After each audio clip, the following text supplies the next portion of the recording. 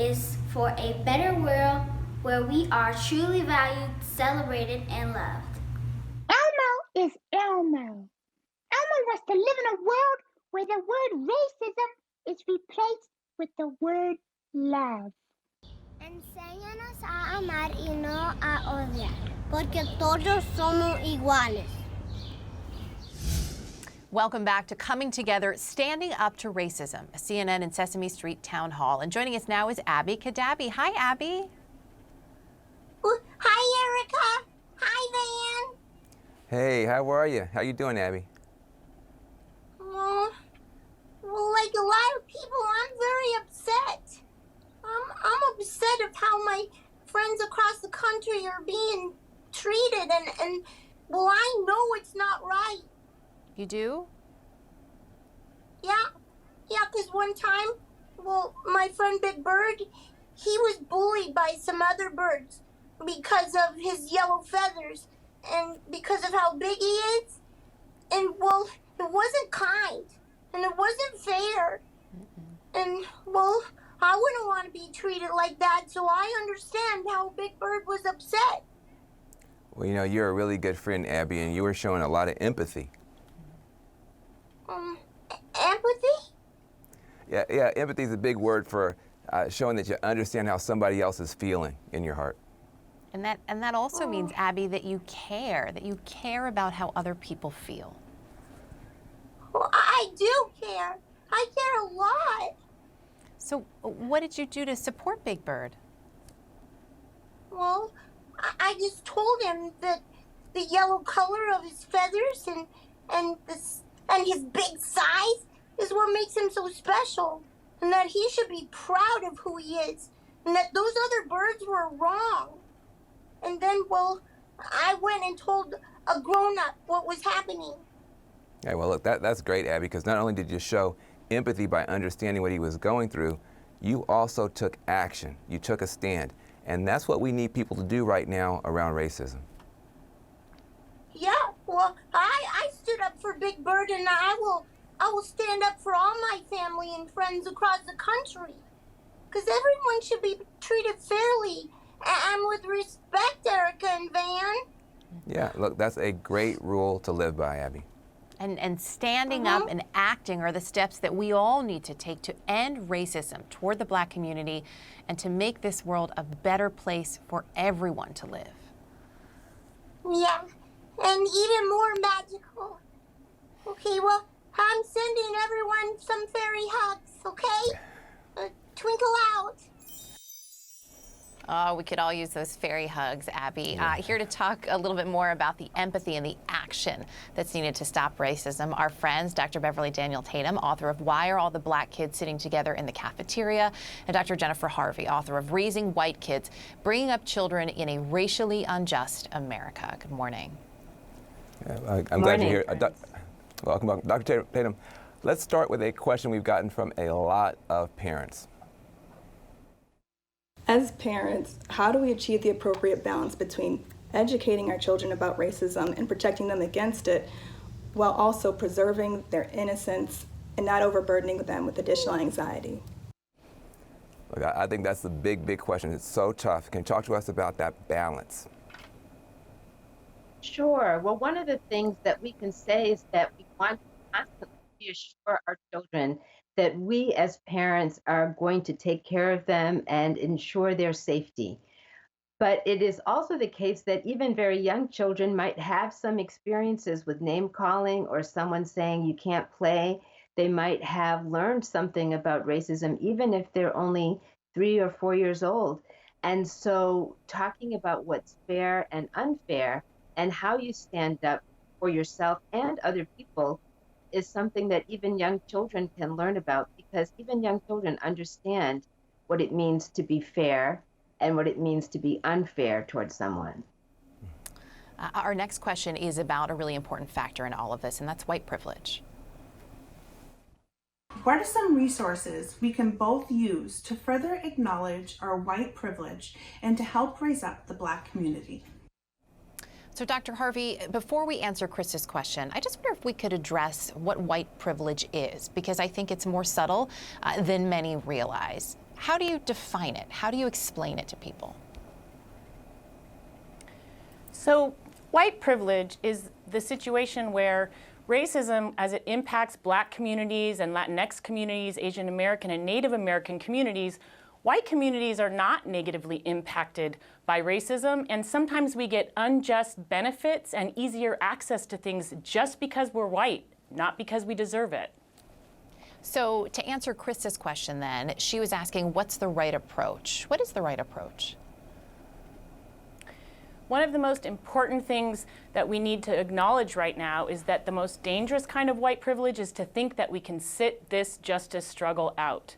This struggle won't be over in 2 weeks, and as communities of color, and especially African American communities, are leading the struggle for racial justice right now, white Americans need to get all in with them, both interrupting racism in our families, even if it's uncomfortable or causes conflict, but also supporting racial justice organizations in our neighborhoods, in our cities, where Black folks are leading and standing up against racism right now.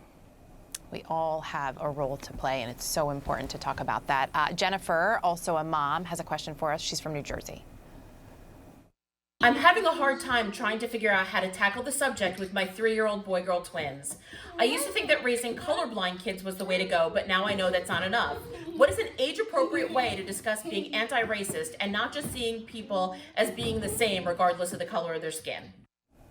Dr. Tatum, there was certainly a time where, people were taught, that we don't see color, which is basically saying you don't see a person in front of you. I know that's changed.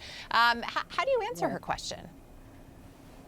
Well, the good news is there are a lot of books that you can sit and read with a 3-year-old or a 4-year-old that talk about skin color differences, physical differences, and that celebrate those differences. So that's a good place to start, to be able to just talk in a very warm and inclusive way about the differences that exist among different people. But if a parent wants to talk about something like police violence or a really tough topic for a small child, there are even books you can find about that. And a great source for those books is socialjusticebooks.org. They have lists of age-appropriate books that you can find that will help parents introduce sensitive subjects in an age-appropriate way. Yeah, that's great to know about. And I think Elmo has got something for us now. Elmo? Let's go to a friend who has a question. What is a good way to deal with racism when I encounter it? If a person calls me a name or makes me feel like I'm lesser than they are because of the color of my skin, what do I do? Well, Sanaya, first of all, you're awesome. And don't let anybody get you down. That's the main thing is you know how great you are. Nobody can take that away from you. But Dr. Harvey, what's an effective response for a child like that? So I think all of our children need to learn and practice with their families how they want to interrupt racism if they're a target of it because they're a kid of color, or white kids need to practice with their families how they're going to interrupt it if they see children of color on their playground or in their classroom being bullied because of racism. And I want to tell kids, find an adult that you trust and who you know loves you to help you name it as racism and talk about what's going on and help all of the kids in that space learn that we can all be anti-racist together. We have this question from Eric in Texas who wrote in saying one thing that's overshadowed is the racism against Asian Americans, especially those of East Asian descent. Dr. Tatum, how do we broaden this conversation out? This is a big, big country with millions, hundreds of millions of people in it. And there are so many races and ethnicities and communities to be celebrated. How do we broaden the conversation? Well, I think it is important to broaden the conversation, and we certainly know, particularly during this time of the pandemic, that there has been more racism being directed toward members of the Asian American community. But certainly we know that children will respond to physical differences, sometimes with confusion or teasing, and that is something that parents can talk about too. I'm going to again reference resources like children's books that talk about the diversity, not just of skin color, but eye shape, hair texture, that include the whole rainbow. of human diversity, and that's a good place for parents to start affirming. And of course, to the extent that their own friendships with adults and their children include lots of different people, it's much easier to demonstrate by your action that you're including others. But if you don't have those folks in your community, you certainly can rely on books and videos to start the conversation. Yeah, Dr. Harvey, we come back to that a lot, right? How loudly our actions speak, especially when it comes to our children. That's right. Our children learn anti-racism and racial justice from us. If they watch us look away when we encounter racism, that's what they learn the right thing to do is. So we need to model for them and partner with them as we work in our local communities. Well, speaking of model parents, Elmo's daddy has something to say. Take it away, Louie. Let's take another question. Should we talk to our black and brown friends about racism, or should we wait and let them bring it up? Now, look, that's a great question. Dr. Tatum, how do you think about that?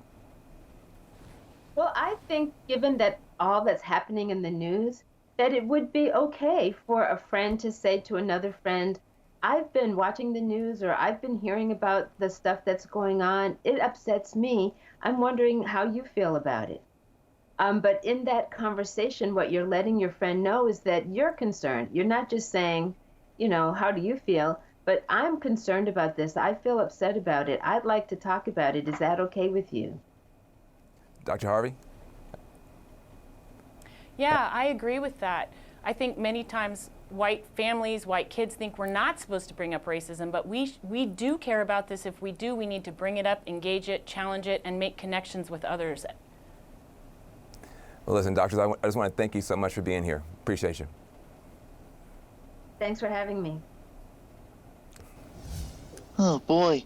Children and families are asking a lot of really great questions. Yeah, they are, and important ones too, Big Bird. You know, in addition to asking questions, there are also some amazing children that are using their voices to make their messages heard. That's right, Van. Like my friend Keedron. He wrote a powerful song with his mom, Janetta. Let's take a listen. I'm a young black man doing all that I can to stand. Oh, but when I look around and I see what's being done to my kind, every day I'm being hunted as prey. You know, joining us now is the singer of that song, Keedron Bryant. Hi, Keedron. Hi, how are you doing? Oh, we're doing great. Hey, thank you and your mom for sharing your song, Keedron. How did you feel when you sang it? I felt it's kind of sad to sing those lyrics because it's kind of unfair that, like the song said, we can't go out and enjoy life. So I feel that we can enjoy life just like everybody else can. Yeah, Keedron, you've touched a lot of hearts. I think you've made a lot of people think with that powerful message. You're 12 years old. Your video's had, I think, more than 3 million views. It's been shared by President Obama, by LeBron James. How does it feel knowing that your voice has impacted so many people? I never knew that it was gonna go viral. It's a very good feeling to feel that this is my dream and this is what God has called me to do. So I feel really excited and happy for that. Well, you know, your words are really powerful. You captured the moment. You really did. And you just seem to be speaking for so many people. What was in your heart then and now? What do you want to see changed? I feel that we could all change the world. I want to see change in the racial profiling. We could all be equal. We could all go out and enjoy life and not be afraid that something's going to happen to us. So I feel that we could all live life. Well, Keedron, you are such a good reminder of the power of young folks, young voices, and we're counting on your generation to work with us to make things better. What message do you have for young people who might be having a tough time right now? What do you want to say to the young people? I want to say to them, don't be afraid to speak up, and don't let your anger get in control of your actions, because that could lead to serious problems, and we do not want to see that. So we just keep your head up and keep the faith. Kedren, You know, we really... Kedren? Oh. I just wanted to say something. I just wanted to say to Kedren, what an inspiration you are. And I'm so grateful to be able to hear your song and your voice. Thank you, Big Bird. Kedren, thank you for sharing your gift with us. Thank you for joining us this morning. And thank you for your important message. Thank you so much. Coming up, we're going to answer more of your questions. And talk about how we can do better and be better moving forward. But first, let's listen to some more of the powerful words in Kedren's song, I Just Want to Live. My people don't want no trouble. We've had enough struggle. I just want to live. God protect me. I just want to live. I just want to live.